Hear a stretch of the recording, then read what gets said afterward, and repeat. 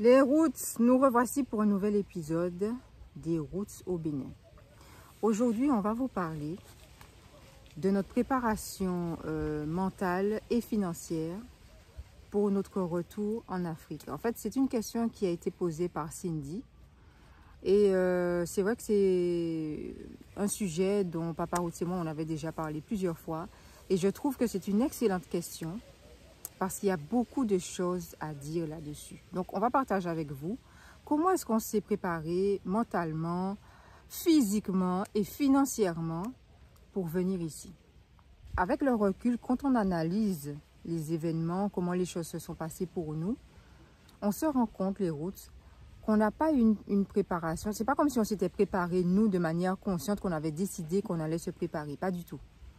On a été préparé. C'est le sentiment qu'on a quand on revoit les choses et quand on en reparle. On a été préparé à notre insu. On le voit avec la prise de recul. Et ça, dans plusieurs domaines, en fait, il y a plusieurs éléments quand on analyse qui nous ont permis de nous préparer. La première chose à dire, c'est qu'au départ, il n'était pas prévu pour nous de venir en Afrique en 2020. Ce n'était pas du tout ce qu'on avait prévu. On avait déjà parlé de venir, venir sur la terre-mère. C'était un projet qu'on avait, mais qu'on prévoyait dans un horizon de 4, 5 ans, 6 ans, le temps de préparer les choses, de faire plusieurs allées-venues, faire un peu comme tout le monde, quoi. C'est-à-dire prendre le temps d'aller voir, choisir quel pays nous correspond le mieux, etc. Mais, ce qui s'est passé, c'est qu'on a été pris de court, en fait. Il y a une annonce qui a été faite, que vous connaissez tous, et qui remettait en question la liberté d'instruire soi-même son enfant.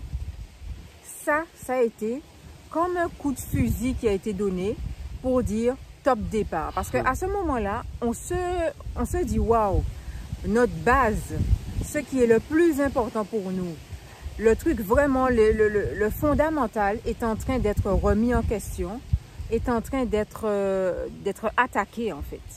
Et là, moi j'ai reçu un coup de marteau sur la tête, j'ai dû aller m'allonger un moment pour réfléchir et j'ai dit, wow, on se dit, qu'est-ce qu'on va faire?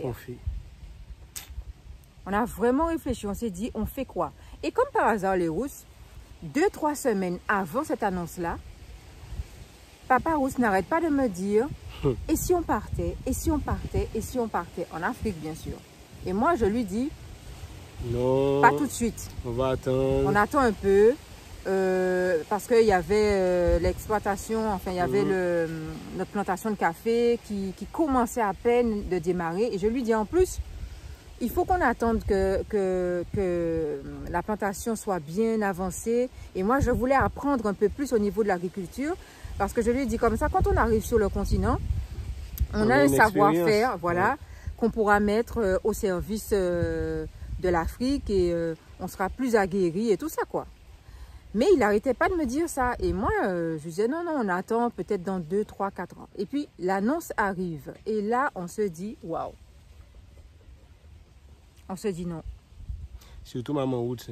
Ah ouais, là, on s'est dit. Elle a dit là. On part. C'est hors de question. On ne va pas. On ne peut pas transiger sur ça. C'est pas négociable. C'est vraiment le truc. C'est pas négociable, quoi. J'étais super content. Oui, parce que ça tombait bien. Moi, j'ai dit waouh, super. Mais en même temps, ça fait cogiter quand même. Hein. J'ai dit waouh, super. Mais en même temps, on est en train d'analyser. Waouh, alors il y a ça. Alors, du coup, on fait quoi? Une fois qu'on a pris la décision, parce que ça n'a pas pris longtemps pour prendre la décision. Hein. Ça n'a pas le temps d'une journée. Hein. Le temps d'une journée, on s'est dit c'est bon. De toute façon, une fois que j'avais dit c'est bon, lui, il était déjà OK. Et donc, à partir de là, on commence à tout préparer pour le départ. Mais déjà, ce qu'on voulait vous dire là, c'est que pour la préparation mentale et tout ça, vous voyez, c'est pas comme si on a eu le temps de se préparer, qu'on savait qu'on allait partir. Non, ça s'est fait d'une manière vraiment un peu brutale. Et c'est maintenant qu'on est sur le continent qu'on se rend compte à travers tout ce qu'on a déjà vécu ici, qu'il y a certaines choses, certains acquis qu'on avait déjà au moment où on prend la décision de partir, qu'on avait des acquis qui nous servent beaucoup ici, qui se révèle être très utile. Et quand on regarde maintenant, c'est comme si on se dit, on a été préparé par des mains invisibles. C'est vraiment comme ça qu'on vit ça, les routes. Hein. C'est-à-dire qu'on a l'impression qu'il y a des forces invisibles qui connaissent tout. Vous les connaissez déjà. Hein? Ouais. Ce sont les forces qui nous accompagnent. C'est elles qui nous ont préparés. C'est elles qui nous ont préparés. Ouais. Et nous, on les appelle les ancêtres. Et c'est vraiment comme des pièces d'un puzzle qui prennent place au fur et à mesure. Et là, on commence à comprendre l'image qui se dessine sur ce puzzle. Mais il n'est pas fini. Hein? Mais il y a une bonne partie que maintenant, on commence à comprendre. On voit que ça représente telle chose, telle chose. Alors, les routes. Au moment où on part, un des acquis qu'on a, c'est notre conscience africaine. C'est-à-dire la conscience d'être des Africains qui sont nés en dehors de l'Afrique. Mais on a déjà ce fort attachement intérieur avec l'Afrique. C'est-à-dire que l'Afrique, elle a déjà grandi en nous, même si on ne la connaît pas, même si on n'y est jamais encore allé. Mais on a vraiment cette conscience-là nette de qui on est en fait. Parce qu'à travers nos recherches, à travers des lectures, à travers des rencontres, à travers des expériences aussi qu'on a vécues, c'est très fort chez nous. Voilà, des expériences qu'on vit chez nous en Guadeloupe, qu'on a vécues parce que nous tous les deux, on a été faire nos études dans l'Hexagone.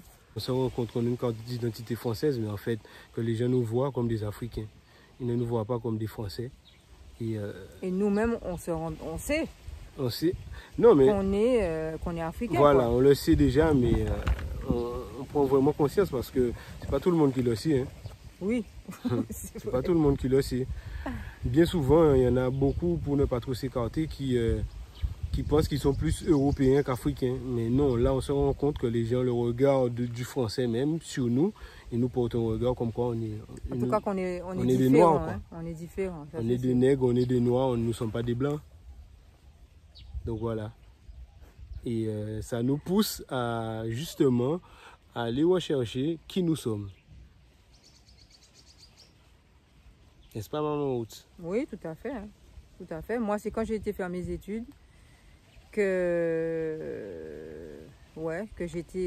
j'ai rencontré des Africains pour la première fois, que j'ai compris que ce qu'on m'avait raconté sur les Africains, ça ne correspondait pas avec ce que je voyais, avec les expériences que j'avais avec eux. C'est quand je les ai côtoyés que j'ai commencé à comprendre que ils étaient comme moi et qu'au contraire, qu'on était pareil, quoi. Donc au moment où on part, on a cette conscience-là qui est très marquée. Et en plus, nous, on s'est mariés, on a tenu à... Le thème de notre mariage, c'était l'Afrique. Donc c'est un mariage... En fait, on s'est mariés à l'africaine avec tous les éléments qu'on avait en nous de l'Afrique. On n'était pas sûr qu'on avait suivi exactement toutes les règles vraiment africaines du continent, mais on tenait à célébrer l'Afrique en nous dans notre mariage. Attention, hein, petit clin d'œil au WAM. Alors le WAM, c'est le restaurant dans lequel on s'est marié. Petit clin d'œil à Sabrina et à Bob, et même à leur fils Nolan. En fait, Bob et sa femme. Sa femme, c'est une Guadeloupéenne et Bob, c'est un Sénégalais. Grâce au WAM, on a eu un super mariage. Et c'est un super souvenir jusqu'à maintenant. D'ailleurs, ce sont des amis. Et voilà, et ça fait partie de cette quête et de cette célébration de l'Afrique à laquelle on tenait beaucoup. Il fallait que notre mariage, on ne pouvait pas le voir autrement que comme ça, quoi. Il fallait que l'Afrique soit là. Il y avait une place qui avait été laissée spéciale pour les ancêtres qui étaient là aussi, qui célébraient, parce que ce sont eux qui nous ont unis. Et c'était vraiment un moment vraiment fabuleux. Et ça fait partie en fait, les routes, de la préparation mentale. Quand on vous raconte tout ça, on reste dans la question qui a été posée, à savoir quelle préparation mentale. Le fait d'être enraciné dans ce qu'on est avant de partir. Quand tu pars t'installer en Afrique, si tu n'es pas au courant et si tu n'es pas en paix avec le fait que tu es un Africain, ça risque vraiment de mal se passer. Parce que quand on voit ce qu'on vit ici maintenant, il faut être vraiment ancré dans ses baskets et savoir qu'on est à sa place. Exactement. Parce qu'il y a une chose qu'on a comprise en arrivant ici, c'est que si tu ne sais pas que c'est ta place, c'est pas les gens qui sont ici qui vont te dire que c'est ta place. Hein. C'est clair, c'est clair. C'est une conviction qui doit être déjà là, qui est intérieure et qui n'est pas déracinable, quoi. On est chez nous et voilà. Il y a une grande partie qui quand même, qui nous disent qu'on est chez nous ici. Oui. Franchement, il y a une grande partie. Mais il y a une autre partie aussi qui nous regarde d'une certaine manière. Mais même cette partie-là, elle sait qu'on est chez nous. Oui. Le problème, c'est quand toi-même, tu ne sais pas que tu es chez toi. Oui, voilà. C'est ça le problème. Il faut qu'on soit convaincu. Conscient. Conscient. Il faut que celui qui retourne soit lui-même conscient de qui il est et de là où il va. Sinon, tu vas chercher quoi? Sinon, tu vas en tant que touriste, mais tu ne reviens pas t'installer. Tu ne viens pas t'installer, tu viens juste en tant que touriste regarder. Et la moindre petite déception, hop. Tu vas partir. On prend la poudre d'escampette. Mais oui. Non, donc, la conscience africaine, c'est vraiment un des acquis qui, pour nous, est indispensable. Et c'est un acquis mental, mais c'est un acquis physique, c'est un acquis dans ton cœur, c'est un acquis très profond dans ton être. C'est pas que mental, en fait. Il faut vraiment savoir qui tu es. Donc, voilà. Les roots, un autre acquis qu'on avait, qu'on a toujours et sur lequel on travaille beaucoup parce qu'on veut le garder, il est vraiment indispensable. C'est l'unité du couple. Et ça, c'est vraiment très important parce qu'on s'est rendu compte qu'il y a beaucoup de gens qu'on connaît qui sont en couple, enfin parmi ceux qui sont en couple, qui veulent, souvent il y en a un des deux qui veut absolument venir, mais l'autre ne veut pas. Il y en a un des deux qui a une forte conscience africaine, mais l'autre, c'est pas vraiment ça. Et ça peut créer des scissions dans le couple, ça peut créer des problèmes, voire même des ruptures. Nous, dans notre cas, on se rend compte tous les jours à quel point c'est très important et que ça nous aide, le fait d'être unis dans la conscience africaine, mais unis aussi en tant que couple, dans la façon de voir la vie, dans la façon de vouloir avancer, dans l'éducation qu'on veut donner à notre fils. On est en accord sur tout ça. Et ça donne une unité qui vraiment est indispensable, je pense, à toute entreprise que le couple, bien sûr, peut avoir envie de faire. Mais surtout l'Afrique, parce que retourner en Afrique, c'est tellement d'inconnus, c'est tellement d'obstacles. Sur le chemin et même quand on arrive, il y a beaucoup d'obstacles que si le couple n'est pas vraiment solide, moi je me dis que ça peut être vraiment très compliqué, quoi. Et on a beaucoup d'exemples autour de nous de retours ratés ou qui ne se sont pas faits parce que le couple n'était pas assez soudé. Mais même nous, on voit dans toutes les étapes qu'on a passées là, ça fait un peu plus de 6 mois que nous sommes en Afrique. Sincèrement, il y a des moments qui étaient assez difficiles, compliqués. Ouais. Et quand ces moments-là arrivent, c'est lorsqu'on s'assoit et qu'on discute. Pour trouver des solutions, c'est pas « Ah, t'as vu, ouais, moi je voulais pas venir, et regarde maintenant dans quelle situation on est. » Non, si on commence à partir comme ça, là, c'est-à-dire que si on n'était pas d'accord dès le départ, ouais, voilà. Ça aurait pu partir comme ça très vite. Donc, genre, ouais, tu m'as emmené là, regarde ça, maintenant on est dans un bordel, je t'ai dit qu'on n'était pas prêt, tout ça. Voilà. Non, il faut vraiment, là, on s'assoit, on se dit « Waouh, bon... » Comment on fait? Il y a même des fois, on s'est dit... on s'est même dit, ouais, est-ce qu'il a fallu qu'on vienne, mais on se le disait ensemble, après on analyse, mais non, qu'est-ce qu'on raconte, tout ça. Parce que dès le départ, on était d'accord tous les deux pour venir.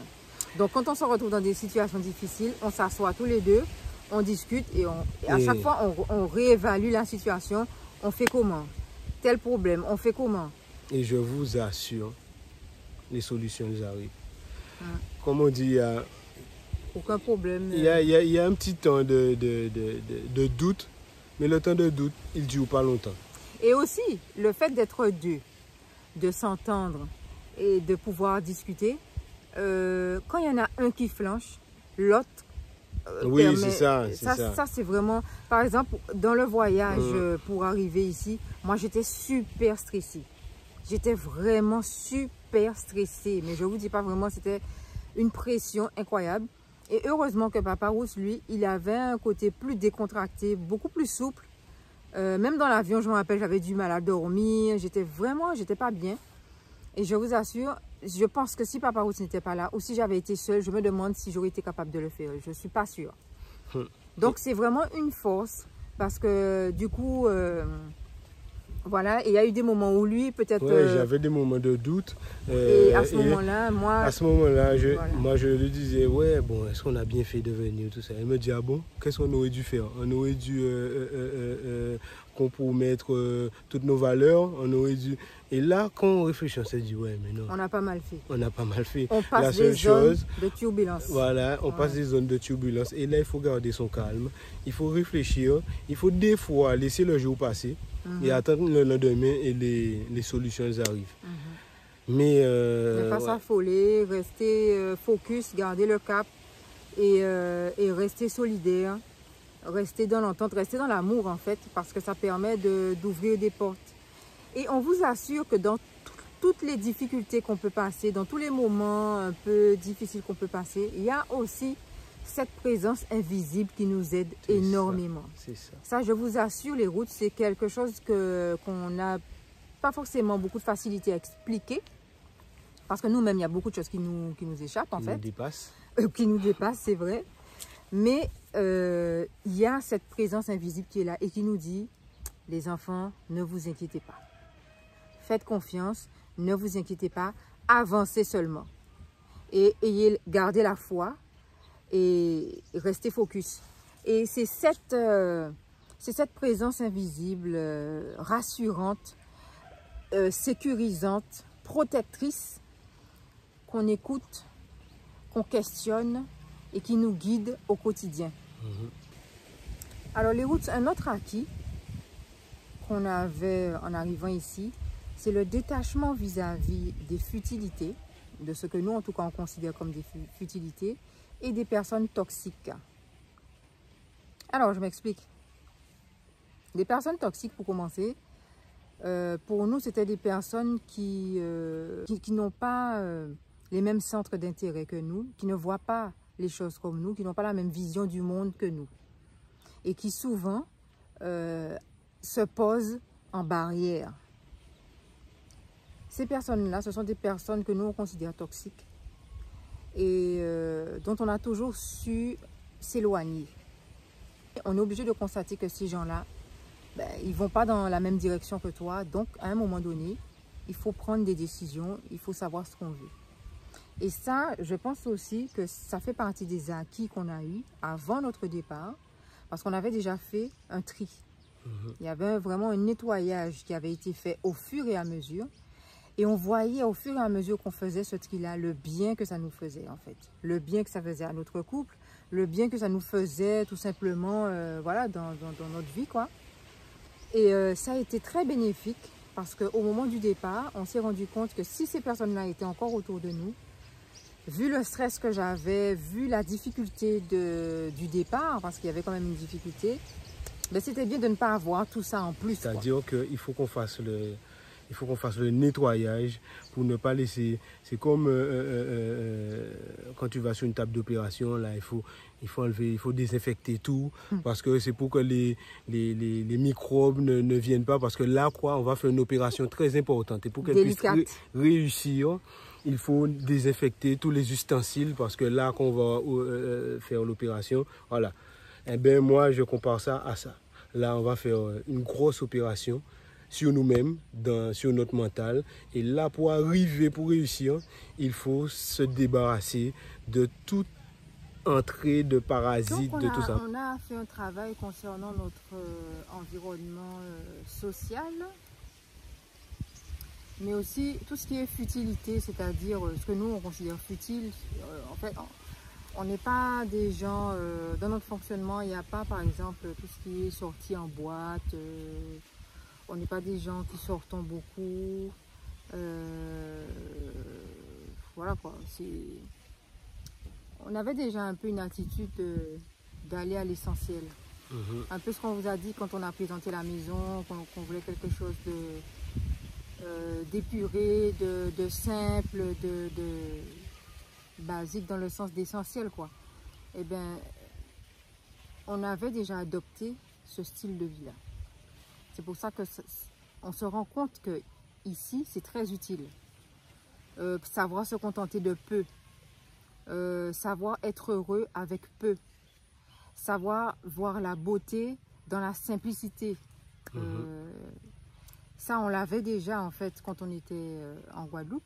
En plus, sur le terrain où on travaillait, c'était déjà exactement le type de vie que vous voyez qu'on mène ici, c'était ça. On dormait dans une tente.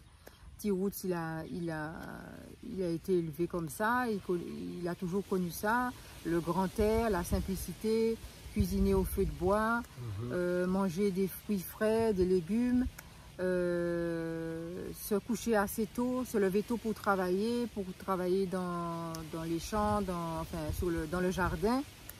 Tout ça, c'était des habitudes et des acquis qu'on avait déjà et qui permettent qu'aujourd'hui, remettre ça en place, pour nous, c'est de la routine, quoi.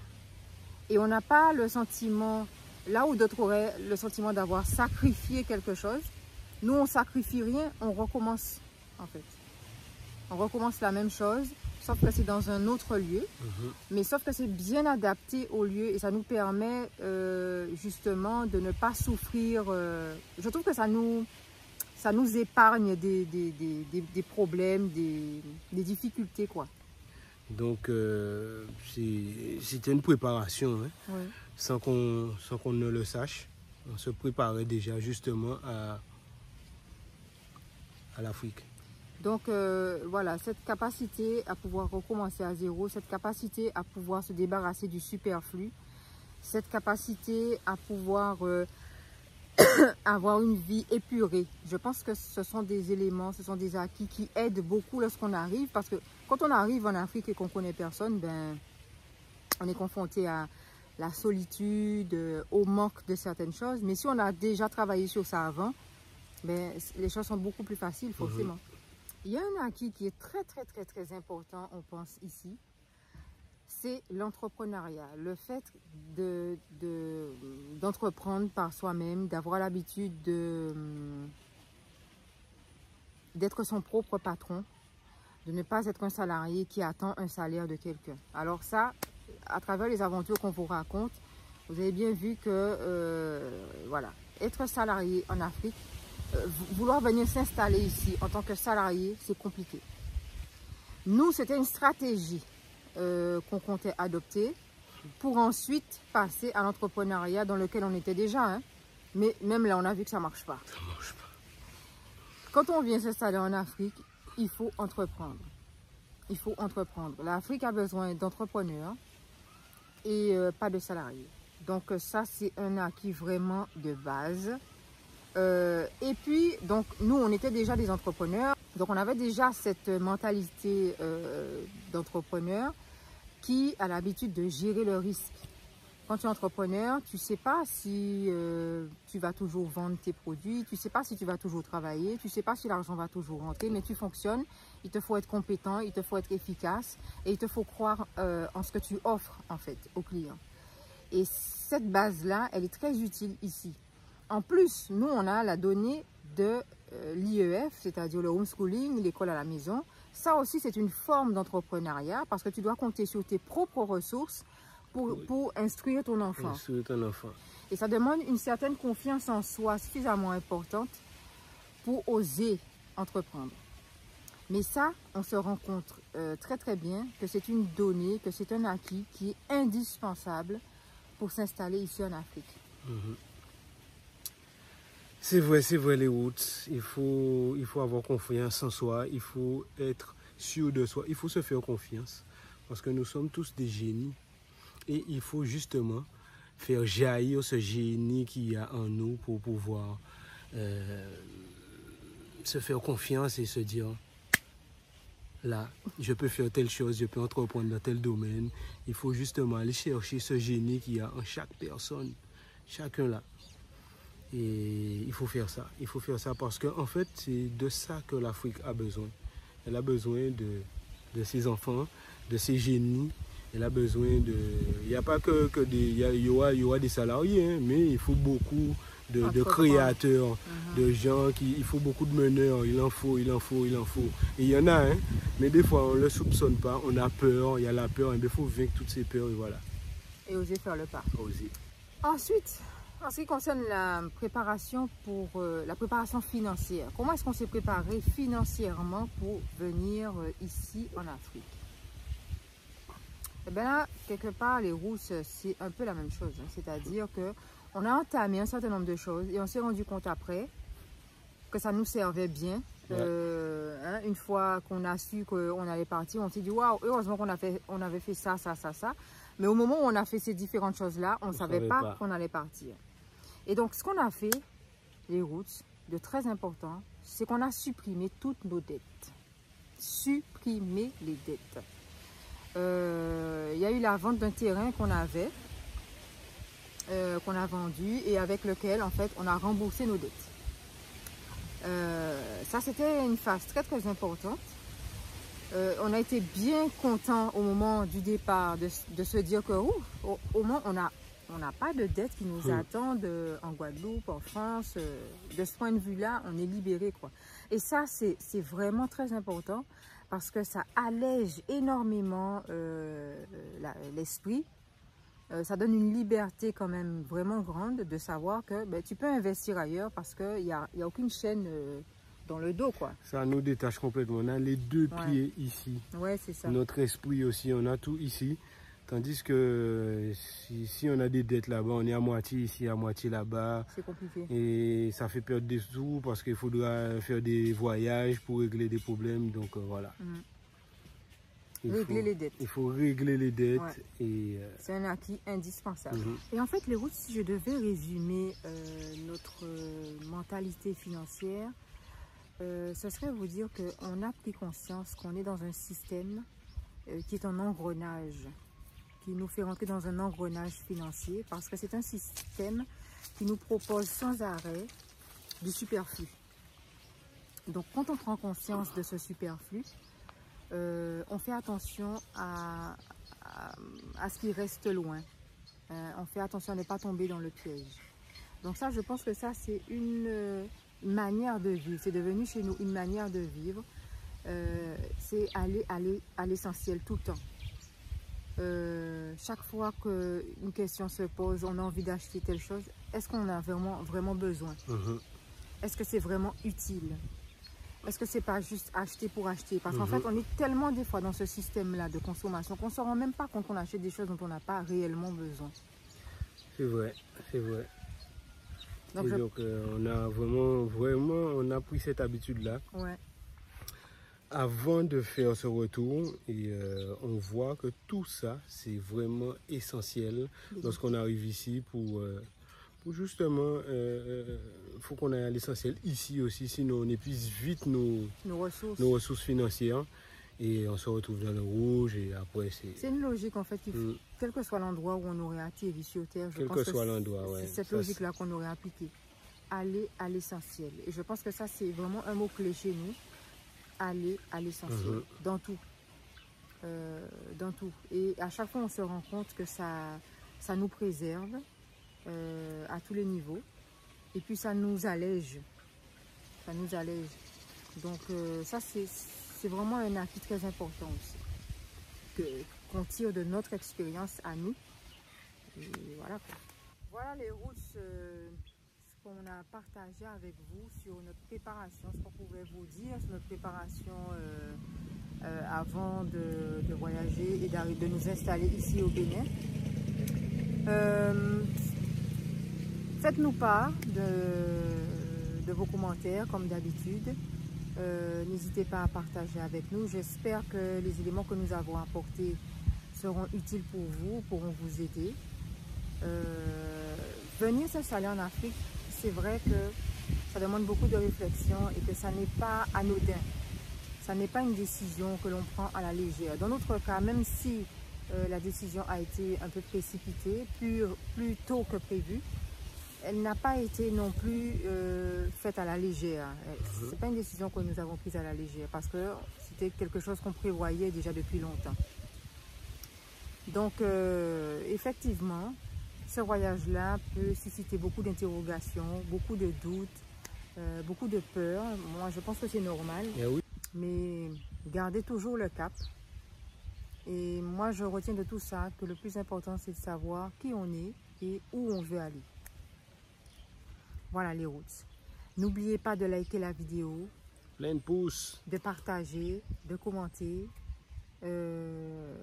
Voilà, on tient à partager cette expérience-là avec le plus grand nombre, que ça puisse aider. Parce que, vous savez, vos commentaires nous boostent beaucoup, nous donnent beaucoup d'énergie. Donc, on tient à vous remercier beaucoup pour vos encouragements, pour votre présence. Et on se rend compte, en fait, vous nous permettez de nous rendre compte à quel point ce que nous partageons, ce que nous vivons ici, finalement, ça ne concerne vraiment pas que nous. Exactement. Donc, merci pour la force. Vous, hein. Et au prochain épisode, avec les Roots au Bénin. Bisous, bisous les Roots, à bientôt. À dimanche. À dimanche. Dimanche prochain. Bye bye. Prenez soin de vous.